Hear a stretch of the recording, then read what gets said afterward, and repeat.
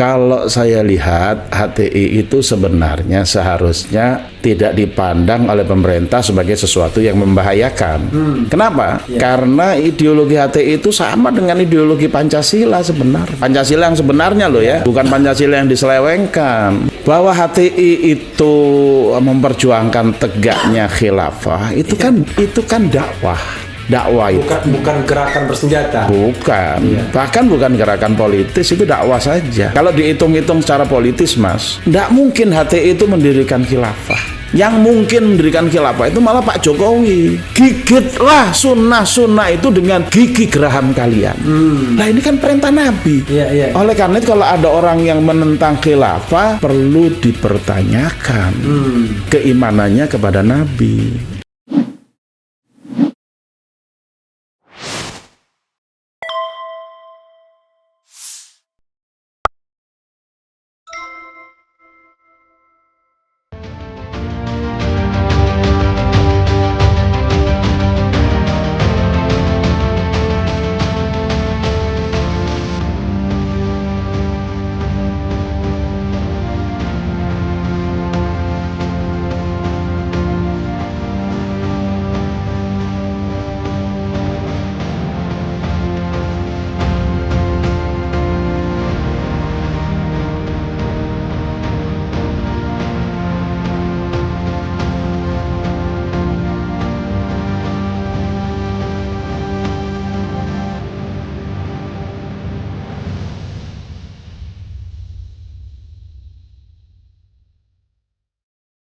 Oke, Ustadz, saya tarik ke belakang. Ya. Oke. Ustadz pernah menjadi ketua umum HTI. Iya, betul. Saya tadi plesetkan hutan tanaman industri HTI. Ya kan? Kalau hutan tanaman industri itu, kalau nggak salah urusannya Muldoko itu kan. Kalau nggak salah selain Muldoko juga pernah juga apa? Oh, itu HKTI itu ya. HTI itu Muldoko. Iya. Nah, pernah dan kemudian organisasi ini akhirnya dibubarkan. Iya. Hizbut Tahrir Indonesia nanti benar hutan tanam dibubarkan pada tahun 2017. Iya. Setelah munculnya Perpu Ormas, ya kan, yang menjadi jalan, dan Perpu Ormas ini pula yang menjadi jalan untuk membubarkan FPI. Saya nggak ngerti ya. Menurut Ustadz, beda nggak HTI zaman Kiai? Saya Kiai Ustadz nggak apa-apa ya dua-duanya. Nggak apa-apa. Kan Ustadz itu kan guru. Kalau Ustadz itu profesor kalau di Arab. Oke, kalau Kiai?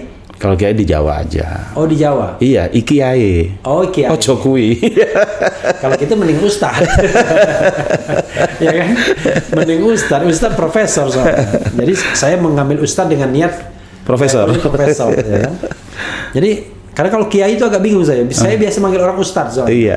Jadi, kalau perbedaan antara HTI yang dibubarkan 2017 dengan yang Ustadz pimpin dalam periode berapa? 2001 2004 ada nggak perbedaannya? Sama aja? Nggak beda. Iya. Oke. Menurut saya pembubaran itu kurang tepat. Tidak tepat, salah.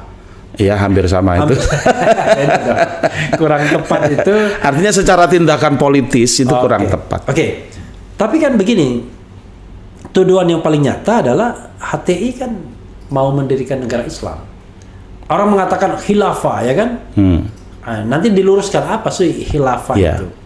Lalu tidak terima Pancasila. Walaupun saya tahu HTI nggak pernah bikin keributan rasanya. Cuman paling pawai naik motor aja pakai bendera.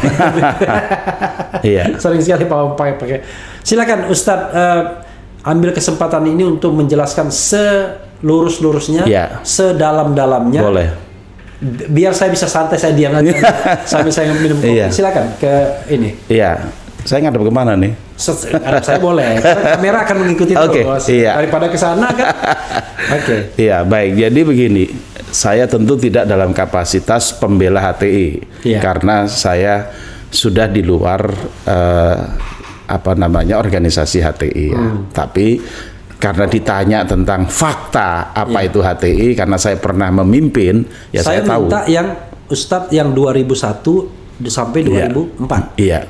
Nah, yang kata Ustadz sama. Iya. Nah, jadi kalau Ustadz menceritakan 2001-2004, ya otomatis berarti sama dengan sama secara. Silakan. Artinya secara substansinya Iya, sama iya. ya. Nah, hanya mungkin bedanya adalah pada waktu pembuaran itu mungkin dianggap oleh pemerintah sudah membahayakan. Dan juga mungkin ada juga satu pandangan-pandangan yang keliru lah tentang HTI, saya kira ya. Kalau saya lihat HTI itu sebenarnya seharusnya tidak dipandang oleh pemerintah sebagai sesuatu yang membahayakan. Kenapa? Karena ideologi HTI itu sama dengan ideologi Pancasila sebenarnya. Pancasila yang sebenarnya loh ya, bukan Pancasila yang diselewengkan. Pancasila yang mengakui bahwa kemerdekaan Indonesia ini berkat rahmat Allah yang Maha Kuasa. Itu yang diakui oleh HTI. HTI tidak pernah menolak Pancasila, gitu. Nah, bahwa HTI itu memperjuangkan tegaknya khilafah itu kan dakwah. Dakwah itu bukan gerakan bersenjata. Bukan. Bahkan bukan gerakan politis, itu dakwah saja. Kalau dihitung-hitung secara politis, Mas, tidak mungkin HTI itu mendirikan khilafah. Yang mungkin mendirikan khilafah itu malah Pak Jokowi. Dalam pengertian khilafah di sini? Ya kalau Pak Jokowi kan katanya mau menggantikan NKRI. Nah kalau Pak Jokowi nih misalnya, Pak Jokowi ketemu dengan pimpinan Malaysia Mahathir Muhammad, ketemu dengan Presiden Turki Erdogan, ketemu dengan Raja Salman, lalu berempat sepakat mendirikan khilafah. Bagaimana kira-kira? Kira-kira Pak Jokowi itu dianggap pengkhianat atau justru akan membesarkan Indonesia? Coba berpikirnya yang open mind lah. Jadi khilafah di sini bisa dikatakan seperti masyarakat Eropa gitu ya? Khilafah itu sebenarnya kalau sampean atau Uni Eropa gitu. Sampean tadi sholat taraweh di masjid-masjid NU, itu selalu dibunyikan khilafah itu. Al-Khalifatul Awal li Sayyidina Abi Bakrin As-Siddiq radhiyallahu an. Malah di Muhammadiyah nggak ada yang begitu. Iya, justru yang kayaknya yang kurang setuju khilafah Muhammadiyah kayaknya. Mohon maaf ya Muhammadiyah ya. Enggak, terbalik Mas. Lah iya, apa lupa jati diri. Oke. Jadi kalau sampean lihat masjid-masjid NU, masjid-masjid dari zaman Wali Songo, itu pasti ada yang namanya ikon. Selain lafaz Allah, lafaz Muhammad, terus lafaz Khalifah Abu Bakar, Umar, Utsman, Ali. Yang namanya ikon itu ibaratnya kalau kita klik pasti di dalamnya kan ada informasi. Abu Bakar apa aja kebijakannya, ya kan? Umar apa aja kebijakannya, Utsman apa aja, Ali apa aja. Itulah yang seharusnya menjadi sumber daripada ilmu. Coba terjemahkan Ustadz yang tadi yang Abi Bakri coba Al-Khalifatul Awal. Khalifah yang pertama. Li Sayyidina Abi Bakrin As-Siddiq adalah untuk Abu Bakar As-Siddiq. Dan seterusnya khalifah kedua Umar bin Khattab. Iya, itu justru untuk mengingatkan. Mengingatkan bahwa ini loh ikon kepemimpinan umat Islam. Selain umat Islam itu merujuk kepada Quran dan Sunnah, kepada Allah dan Rasulnya, juga mereka merujuk kepada Abu Bakar, Umar, Utsman dan Ali. Apa dasarnya? Nabi yang bersabda, "Alaikum bisunnati wa sunnatil khulafa'ir rasyidin al-mahdiyyin addu 'alaiha bin nawajid." Kalian hendaknya mengikuti sunnahku, kata Nabi, dan sunnah para khalifah yang rasyidin. Jadi Nabi sudah berpesan, itu pesan Nabi. Sudah bakal tahu khalifah rasyidin itu siapa aja. Addu 'alaiha bin nawajid, ini Mas takkidnya, istilahnya apa namanya, penguatnya. Gigitlah sunnah-sunnah itu dengan gigi geraham kalian. Nah ini kan perintah Nabi. Oleh karena itu kalau ada orang yang menentang khilafah, perlu dipertanyakan keimanannya kepada Nabi. gitu. Tapi dalam konteks ini khilafah itu apa? Karena saya dengar dari Ustadz Felix beda. Saya percaya Pancasila, percaya juga khilafah. Karena dia mengartikan khilafah itu adalah setiap kamu adalah pemimpin, khalifah.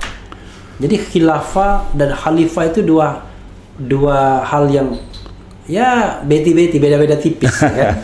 Ya sebenarnya kalau yang mau kita ikutin bukan fulan dan fulan, tapi ikuti aja Rasulullah pasti selamat. Kan Nabi mengatakan gini, taraktu fikum amroini in tamassaktum bihima lan tadillu ba'di abadan kitaballahi was sunnatan nabi. Kutinggalkan kepada kalian dua perkara yang apabila kalian berpegang teguh kepada keduanya, kalian tidak akan pernah tersesat selamanya. Yang penting hidup ini kan nggak tersesat, Mas. Iya. Nah, oleh karena itu terkait dengan khilafah tadi, ya hadis Nabi tadi, kalian wajib mengikuti sunnahku dan sunnah para khulafa ar-rasyidin. Tapi saya bisa challenge sedikit ya. Artinya kalau yang diikuti adalah sunnah khulafa ar-rasyidin, sistem pemerintahan monarki dinasti Umayyah, dinasti Abbasiyah itu sesuatu yang tidak dikehendaki Nabi sebenarnya.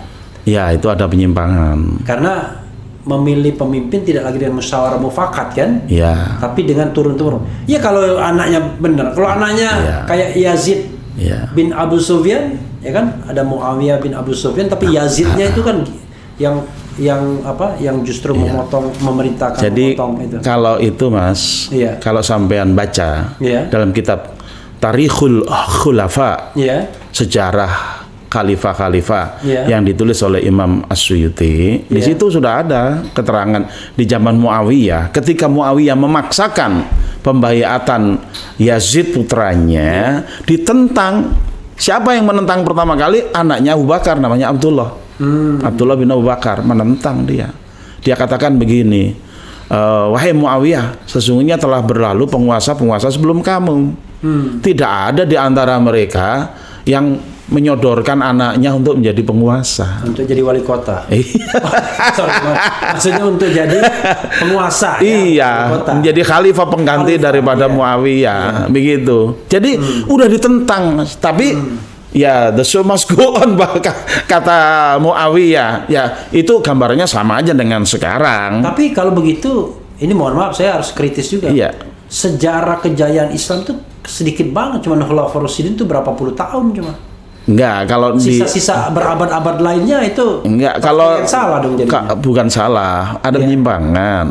Penyimpangan dari segi pengangkatan. Cara memilih pemimpin. Tapi penerapan syariatnya masih. Ya minimal di zaman Harun ar-Rasyid zaman siapa? Umar bin Abdul Aziz. Oke. Artinya one thing for sure, sebenarnya Islam tidak menghendaki seorang kepala negara itu dipilih secara turun-temurun kan, bukan monarki, tapi dipilih secara musyawarah mufakat. Karena yang namanya akad khilafah, nah ini perlu kita akad itu berarti kayak akad nikah gitu loh Mas. Kan ada ijab, ada qabul. Siapa yang mengijabkan? Rakyat. Siapa rakyat itu? Di sini kalau teori ininya kalau kita baca dalam kitab Al-Ahkam As-Sultaniyah Imam Al-Mawardi, ini pegangan mazhab Syafi'i, Mas. Itu ada yang namanya ahlul imamah, ada yang namanya ahlul ikhtiar. Ahlul imamah berarti calon kepala negara. Ada ahlul ikhtiar adalah yang berhak memilih calon kepala negara menjadi kepala negara. Ahlul imamah punya syarat. Pertama harus berilmu. Yang kedua harus orang yang adil. Jadi kalau orang nggak berilmu nggak boleh dipilih. Gitu, harus punya kapasitas. Berilmu itu ukurannya apa? Ya ilmu syariat tentang kepemimpinan, tentang pelaksanaan negara kan pasti harus berdasarkan syariat. Kan ayatnya fahkum bainahum bima anzalallah. Wa anihkum bainahum bima anzalallah. Kalau aja nggak bisa, nggak layak gitu ya? Nggak layak. Karena sholat itu yang paling penting kan. Kemudian rakyat, kalau sekarang malah pemimpin-pemimpin nggak ada yang bisa memimpin sholat. Itu dia masalahnya. Dulu Mas yang khutbah Jumat itu pemimpin, makanya khutbahnya singkat. Makanya kata Nabi khutbah singkat. Lah karena yang khutbah itu pemimpin lah. Sekarang mau balik suruh khutbah. Mana ada mau balik yang pendek.